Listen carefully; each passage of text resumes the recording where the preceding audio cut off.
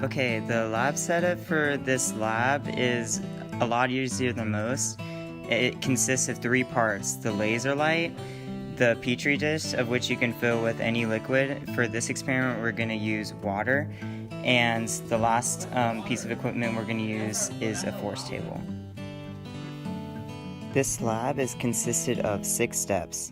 The first step is to fill the dish with water. Go for it.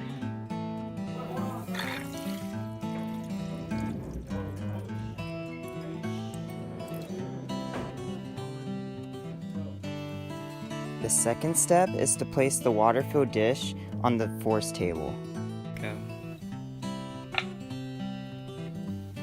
The third step is really important, and you just have to adjust the glass dish's position until the laser light passes straight through the dish. This is how the lab is able to be completed. The fourth step is where we begin collecting data. To begin, you have to pick an angle of incidence and record it. Then move the laser point to that angle and shine the laser through the dish. Before performing this experiment, it is also important to note that all angles that we are measuring are measured from the normal line, not from the surface. Once the angle of incidence is picked and recorded, observe the light refracting through the glass dish. Record the angle of refraction, or where the light bends to.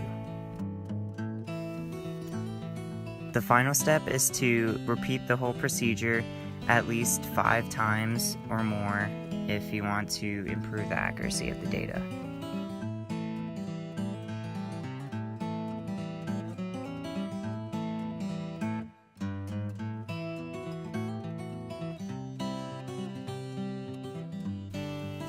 Here we see Snell's law, which states that the first index of refraction multiplied by the sine of the first angle is equal to the second index of refraction times the sine of the second angle. The first angle is the angle of incidence, and the second angle is the angle of refraction.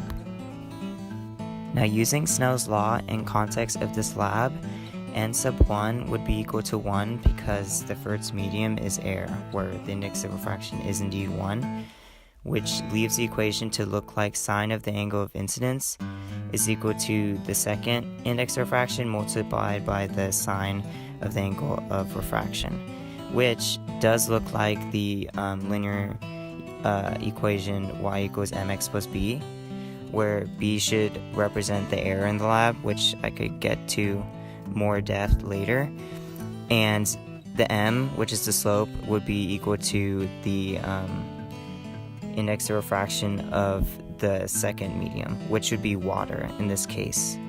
Now, looking at the graph, what should be graphed on the x-axis is the sine of the angle of refraction, and on the y-axis should be the sine of the angle of incidence. This would yield a linear relationship where the slope is equal to the second medium's index of refraction, which, as stated earlier, in this case would be the index of refraction of water. The error in this lab is conveyed through the y-intercept, as in the Snell's law equation, there is no addition of any other new variables. So when the equation of the line has a y-intercept, that conveys error in the sense that it's not going straight through the origin like it is in the picture. And examples of error could be with your eyes not seeing the laser light correctly in the angle that is shown.